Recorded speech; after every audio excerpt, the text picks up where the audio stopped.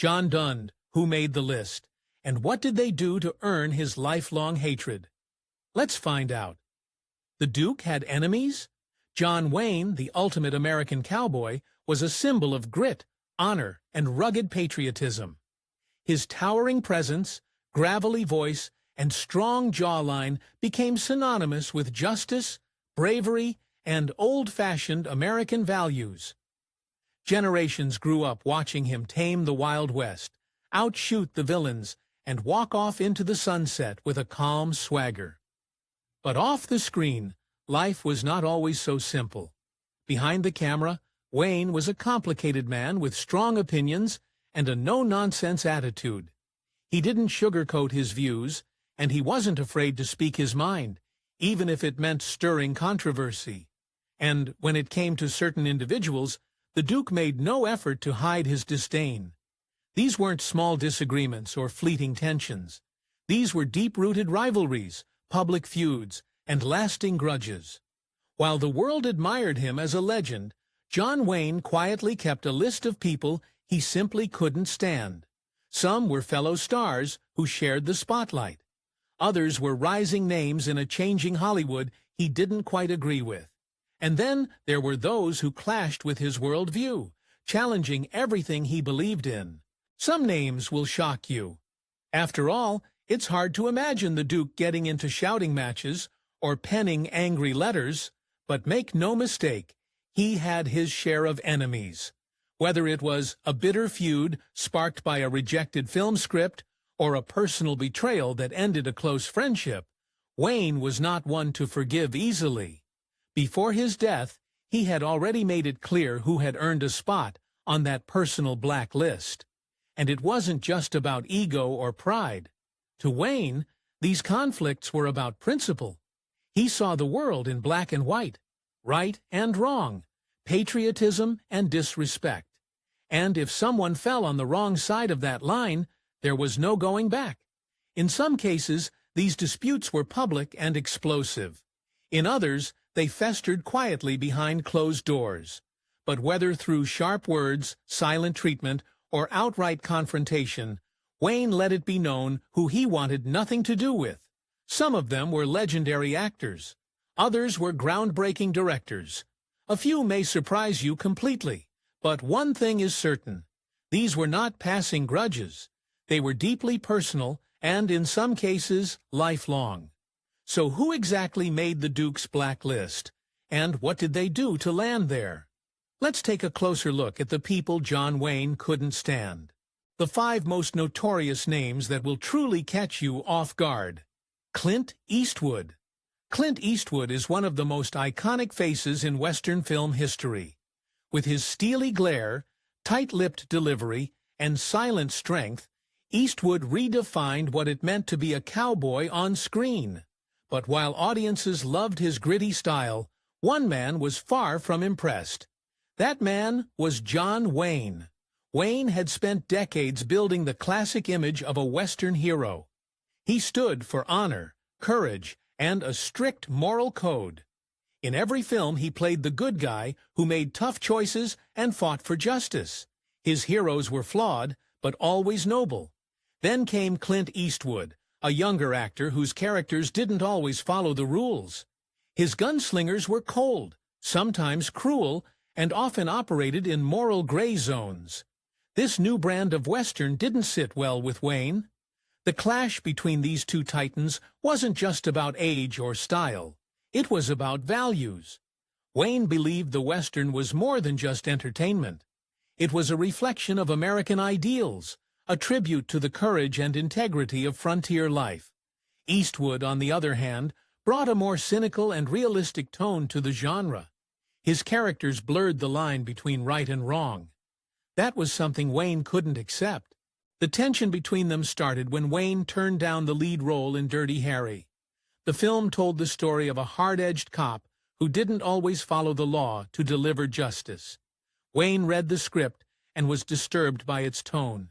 He refused the role, believing it glorified violence and celebrated a kind of hero he considered dangerous. That role would go to Eastwood, who made it one of his most famous performances. Wayne's decision haunted him. The film was a massive hit and helped cement Eastwood's place as a star. But what really lit the fuse was Eastwood's continued rise. He wasn't just acting in westerns, he was redefining them. Wayne didn't just dislike Dirty Harry, he hated what it stood for. In his eyes, Eastwood was reshaping the cowboy image into something brutal and dishonorable.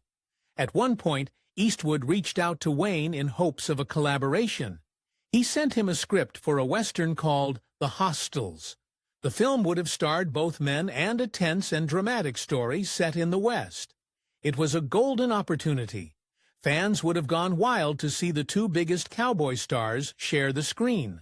But Wayne wasn't interested. In fact, he was offended. He didn't just reject the script. He wrote Eastwood a scathing letter criticizing the story and accusing him of celebrating violence and moral confusion. According to reports, Wayne didn't hold back. He called the script trash and accused Eastwood of disrespecting the Western genre.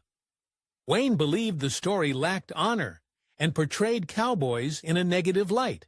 It wasn't just a difference of opinion, it was a complete rejection of Eastwood's vision.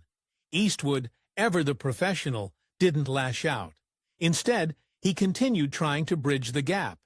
He sent Wayne more scripts, hoping to find common ground, but Wayne never responded positively. In one case, he allegedly threw the script into the ocean, calling it a piece of garbage. Their personal relationship never truly developed. While they may have met in Hollywood circles or crossed paths at events, there was never a bond. Wayne saw Eastwood as the face of a new kind of Hollywood, one he didn't trust or respect. Eastwood, in turn, never spoke poorly of Wayne in public, but made it clear that their paths would never align. The most frustrating part for fans is the missed opportunity. A film with both men could have been a cinematic milestone. Two legends facing off in a battle of old school versus new school. But Wayne's convictions were too strong. He could not bring himself to work alongside someone who challenged everything he believed the cowboy should be. Eastwood went on to become a legend in his own right. He directed and starred in award-winning films and helped shape the modern Western. Wayne remained a symbol of classic Americana, never swaying from his ideals. Their feud wasn't marked by public insults or dramatic showdowns. It was a quiet, firm disagreement built on principle. Clint Eastwood was never just a rival. He was the representation of a changing world that John Wayne refused to accept. And for that reason, the Duke never let him into his circle, on screen or off. Let's tell you about another Hollywood golden boy, one John Wayne not only hated, but strongly rejected at every turn. Steven Spielberg. Steven Spielberg had already started to leave his mark on Hollywood by the late 1970s. With films like Jaws and Close Encounters of the Third Kind, he had quickly become one of the most promising directors of his generation. Audiences loved his work, critics praised his creativity, and studios trusted him to deliver major hits. But there was one man in Hollywood who was not impressed. That man was John Wayne. In 1979, Spielberg was working on a new project titled 1941. It was meant to be a satirical comedy set during World War II, focusing on a fictional panic in Los Angeles after the attack on Pearl Harbor. Spielberg wanted to blend historical events with slapstick comedy and over-the-top characters. It was a bold move, and he thought including a Hollywood legend like John Wayne would give the film an extra layer of appeal and credibility. So he offered Wayne a role in the movie. But instead of feeling honored or excited, Wayne was furious. He didn't just reject the role, he called the entire movie anti-American. From his point of view, turning a tragic moment in American history into a source of comedy was not just bad taste, it was offensive. He believed Spielberg was mocking the sacrifices of soldiers and civilians during a time of great national pain. Wayne saw it as an insult to the country and to the memory of those who had served and died. For Wayne, this was more than a bad script or an uninteresting role. It was a matter of principle. He had spent much of his career playing characters who fought for justice, defended freedom, and stood up for what was right. The idea of starring in a film that treated World War II as a joke went against everything he believed in. He told Spielberg directly that the movie would be a disaster, and that making light of such a serious subject would offend American audiences. Spielberg, on the other hand, did not see it that way. He viewed 1941 as a different kind of war film. He believed that using humor to explore fear and paranoia was a fresh approach. In his mind, he wasn't mocking America. He was reflecting the confusion and chaos of the time through a comedic lens. Spielberg hoped that Wayne would understand his vision, and he even asked him to reconsider. But Wayne stood firm. His answer remained no. This incident became a clear example of the growing divide between old Hollywood and the new generation of filmmakers. Wayne had built his career during a time when movies often followed strict moral lines. Heroes were heroes. Villains were villains. Patriotism was never questioned. Spielberg was part of a new wave of directors who were willing to blur those lines. They told stories that were more complex, more daring, and often more critical of traditional values. Wayne did not approve of this shift. He believed movies had a duty to inspire and uplift, not challenge or confuse. His rejection of Spielberg's offer was not just a response to one film. It was a statement against the changing direction of the industry. To him, Spielberg represented a Hollywood that was moving away from honor, courage, and clear moral purpose. Although Spielberg was disappointed, he did not respond with anger. He respected Wayne's legacy and understood that their visions were fundamentally different. Still, the rejection stung. Spielberg had hoped to work with one of his childhood heroes, and instead found himself publicly dismissed by a man he admired. The film 1941 would go on to have a mixed reception. Some viewers appreciated its bold style and chaotic humor. Others agreed with Wayne and felt it lacked the respect the subject deserved. Either way, it remained a point of separation between Spielberg's modern approach and Wayne's traditional values.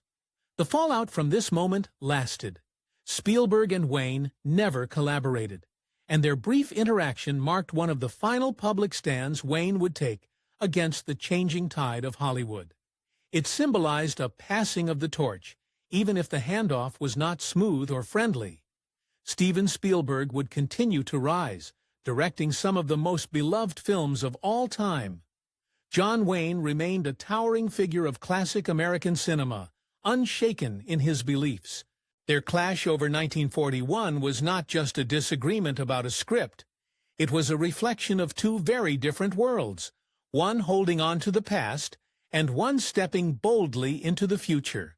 Then we come to a surprising name on our list, someone who was once a close friend of John Wayne, but later became someone he deeply resented, Clark Gable. Clark Gable and John Wayne were two towering names from the golden age of Hollywood.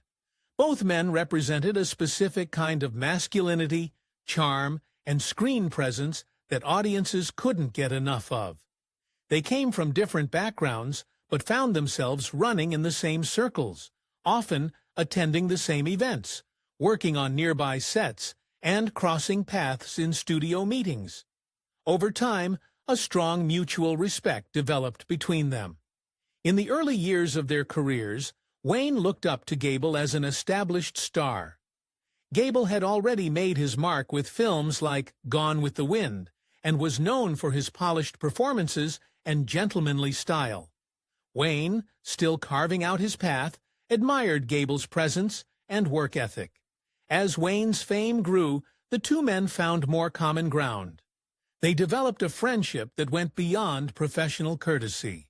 They spent time together off-set, occasionally socialized with mutual friends, and even discussed future projects. For a while, it seemed like they were part of the same inner circle. Their bond was strengthened by the fact that they were both part of a generation that valued hard work, loyalty, and a strong sense of identity. Gable, with his refined yet tough demeanor, and Wayne, with his no-nonsense persona, represented two different shades of the same Hollywood archetype.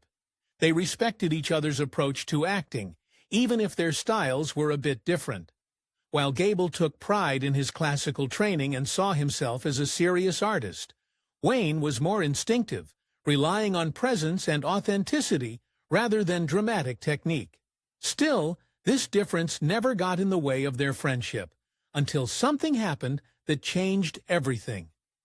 The turning point came during the filming of Mogambo, a dramatic adventure film set in Africa.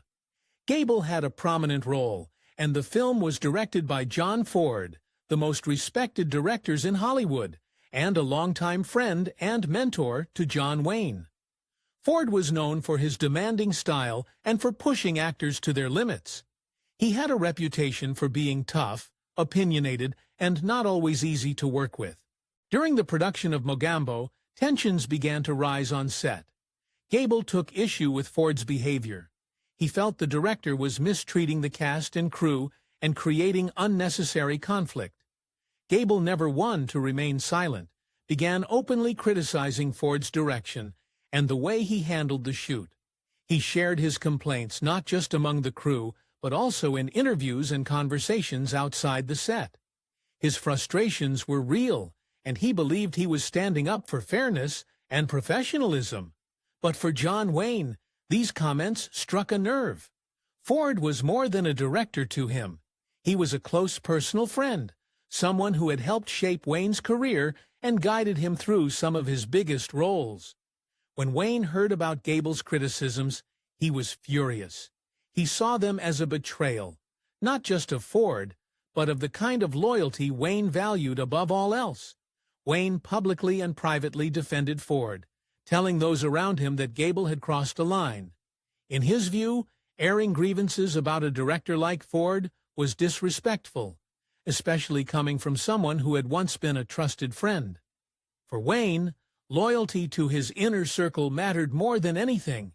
No matter how close he had once been to Gable, he chose to stand by Ford. The fallout was quick and final. Gable was stunned by Wayne's response. He felt that his complaints had been justified and was hurt that Wayne had turned against him so decisively. On the other side, Wayne felt betrayed by Gable's willingness to criticize someone he considered family. The two men never worked together again. Their friendship, once easy and respectful, faded into silence. They stopped attending events together and never again spoke of collaboration.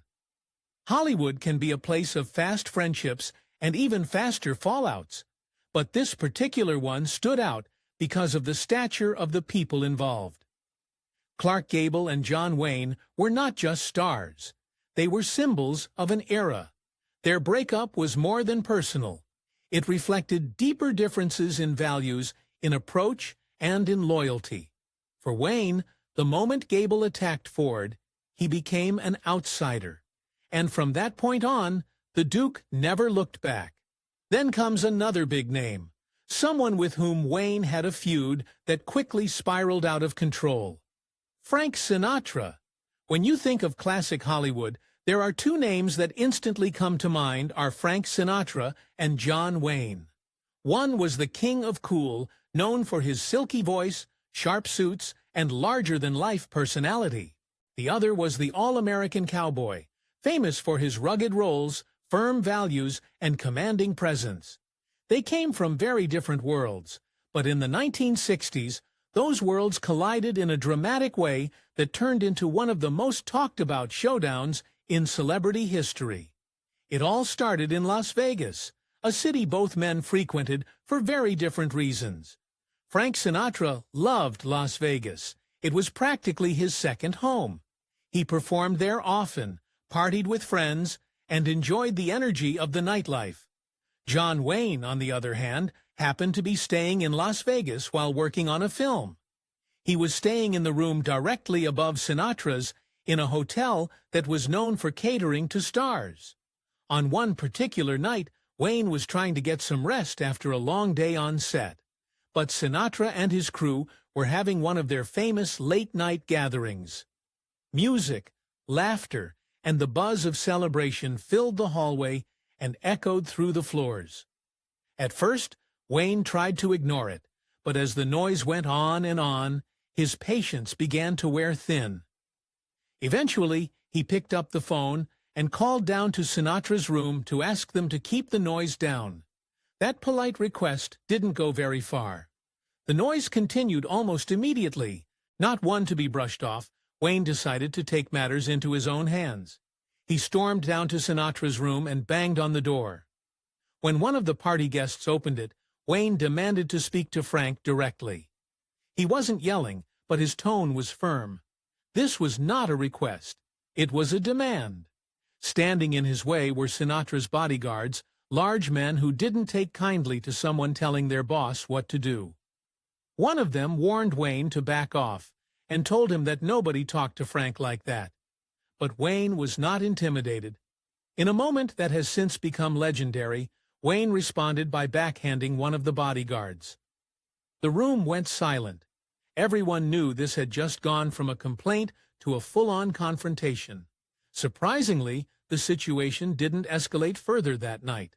Whether out of shock or respect, the bodyguard stepped aside and the noise eventually stopped. Wayne returned to his room, and according to those who were there, he slept peacefully for the rest of the night. The incident quickly spread through Hollywood circles. It was bold, unexpected, and pure John Wayne. But what happened next is what made the story even more remarkable. Despite the tension that night, Wayne and Sinatra didn't remain enemies. In fact, they eventually reconciled and went on to become good friends. Their bond was surprising to many who saw them as polar opposites. Wayne was a traditional conservative, quiet, and focused on values like discipline and honor. Sinatra was a liberal entertainer who loved the spotlight, the parties, and the excitement of the entertainment world. Yet somehow their differences didn't matter. Perhaps it was mutual respect. Both men had risen to the top of their fields.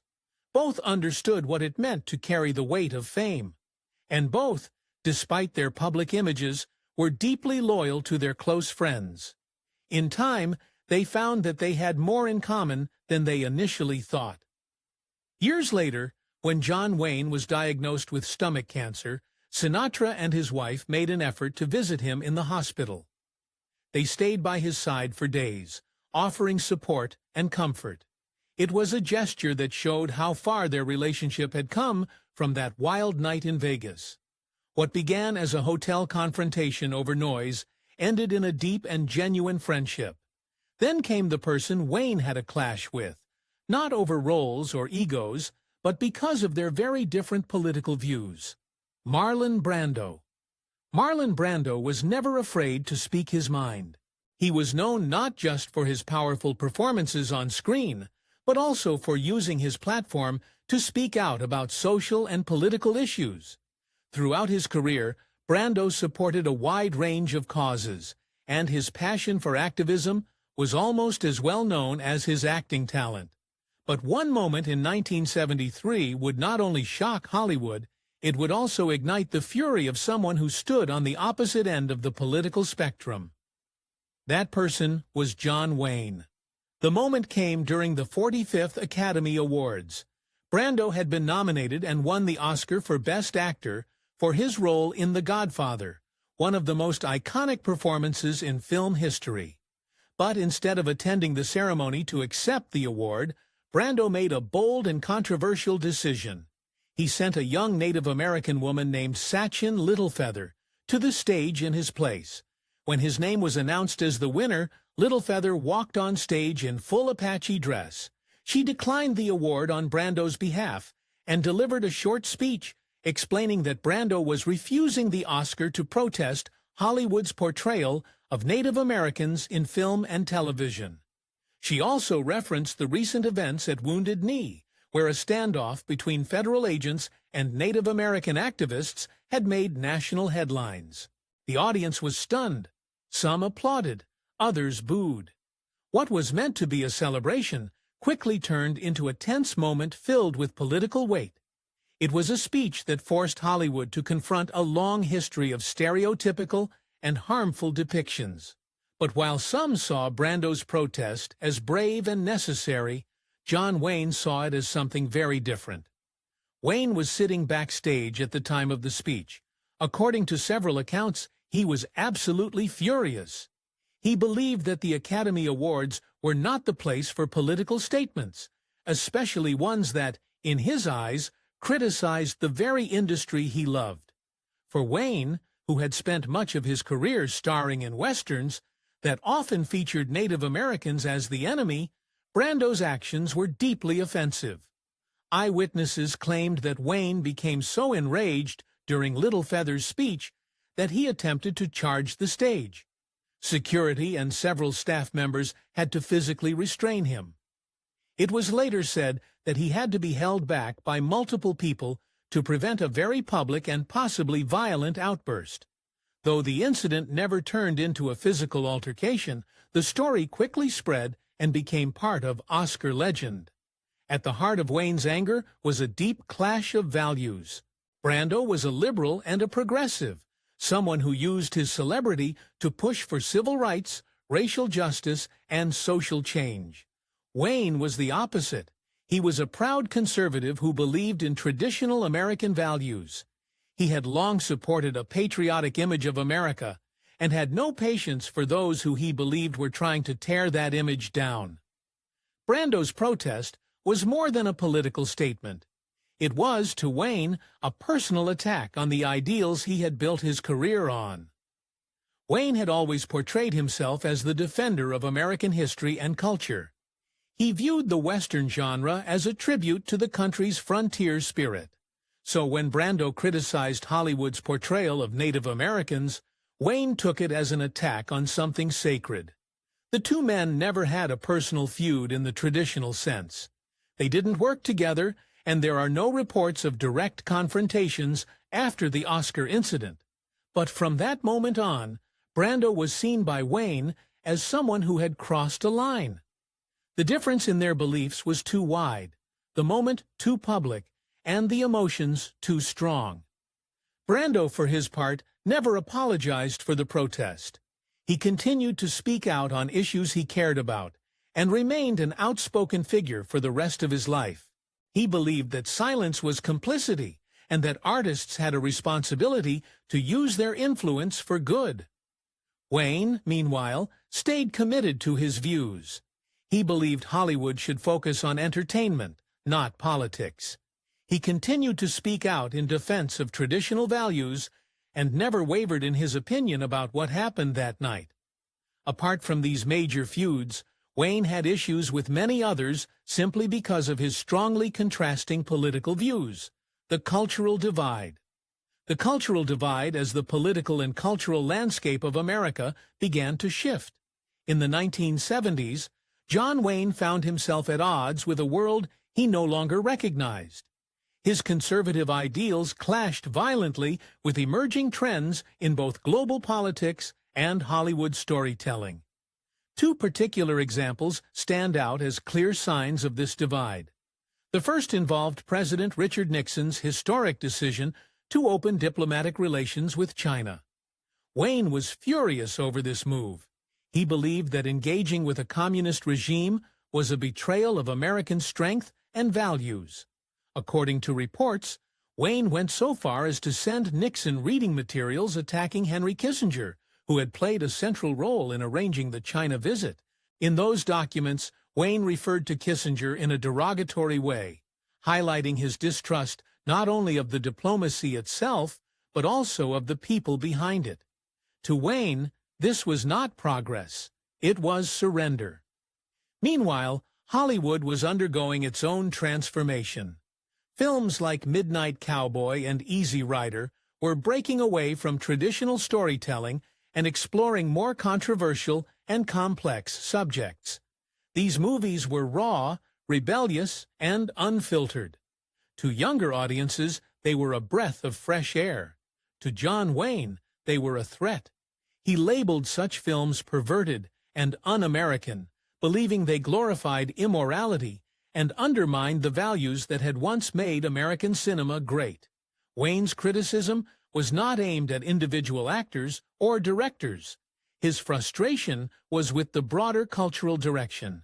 These films and the ideas they represented stood in stark contrast to the world Wayne had come to symbolize. The divide was clear. Hollywood was moving on, and John Wayne was not willing to follow. Which feud surprised you the most? Drop your thoughts in the comments, and don't forget to like and subscribe for more untold Hollywood stories.